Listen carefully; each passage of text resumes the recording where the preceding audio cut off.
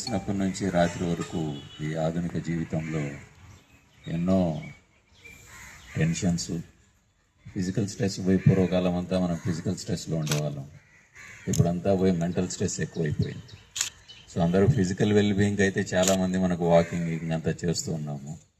But mental వెల్బీయింగ్కి బాగా కూడా మనం యాక్టివేట్ చేస్తూ మనసును నిశ్చితంగా ఉండడానికి యోగా అనేది చాలా ఇంపార్టెంట్. ఇది మన మెంటల్ ఇల్నెస్ రాకుండా చూడడానికి ఇంపార్టెంట్ ప్రక్రియ ఇది.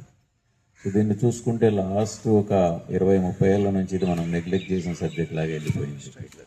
సో దీన్ని ప్రభుత్వం వారు గుర్తించి మెంటల్ ఇల్నెస్ కూడా ఎక్కువైపోతుంది, ప్రజల్లో అన్రెస్ట్ ఎక్కువైపోతుంది అనేది గుర్తించి మనకు ఏదైతే మన దేశంలో పుట్టిన ఒక అత్యంత గొప్ప ప్రక్రియ అయితే ఉందో యోగా, దీన్ని అందరిలోకి ప్రజల జీవన శైలిగా తీసుకెళ్ళాలి అని చెప్పి యోగా అనేది ప్రతి ఒక్కరికి నేర్పించాలి, వాళ్ళని ప్రతిరోజు అభ్యసించేట్టు చేయాలి అని చెప్పి గవర్నమెంట్ వారు నిర్ణయించడం జరిగింది. దానికోసమే మనము ఈ యోగా డేస్ అన్నీ చేసుకుంటున్నాము. సో ఈ 15 రోజుల ప్రక్రియలో మనము ఈ కార్యక్రమాన్ని, ఈ అభ్యాసాన్ని మనము ప్రతి ఇంటికి తీసుకెళ్ళగలిగితే ప్రతి ఇల్లు కూడా మనశ్శాంతిగా వాళ్ళు ఏదైతే మెంటల్ వెల్బీయింగ్ ఉంటుందో ఉంటారని ఆశిస్తూ మీరంతా కూడా అభ్యసించాలని కోరుకుంటూ సెలవు. Thank you.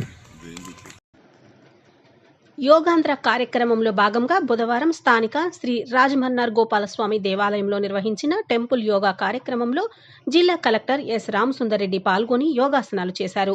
దేవాలయ ఆధ్యాత్మిక వాతావరణంలో నిర్వహించిన యోగా కార్యక్రమం భక్తులను, ప్రజలను విశేషంగా ఆకట్టుకుంది. ఈ సందర్భంగా జిల్లా కలెక్టర్ మాట్లాడుతూ యోగా భారతదేశానికి, ప్రపంచానికి అందించిన గొప్ప సంపద అని అన్నారు. యోగా ద్వారా శారీరక ఆరోగ్యంతో పాటు మానసిక ప్రశాంతత కూడా లభిస్తుందని తెలిపారు. ప్రతిరోజు కొంత సమయం యోగాకు కేటాయించడం ద్వారా ఒత్తిడి తగ్గి ఆరోగ్యకరమైన జీవన విధానం అలవడుతుందని చెప్పారు. ఈ కార్యక్రమంలో అధికారులు, యోగా మాస్టర్లు, దేవస్థాన ప్రతినిధులు, భక్తులు మరియు యువత పాల్గొన్నారు. చేతిని చూడాలి, గమనించాలి. దీని కాన్సన్ట్రేషన్ లెవెల్స్ కూడా పెరగడం జరుగుతుంది. దీనివల్ల మళ్ళీ గాలికి పైకి మళ్ళీ ఛాతీ దగ్గరికి మళ్ళీ రిలాక్స్. మళ్ళీ చేతులు తిన్నగా ఇలా చాపేయండి, అరచేతులు రివర్స్ తిప్పండి, స్లోగా మళ్ళీ మీకు కిందకి దించేయండి. దీన్ని షోల్డర్ మూమెంట్స్ అంటామండి. ఇంకొకసారి చేద్దాం. మళ్ళీ పైకి, పక్కకి, కిందకి, ముందుకు. ఇప్పుడు దీన్ని మళ్ళీ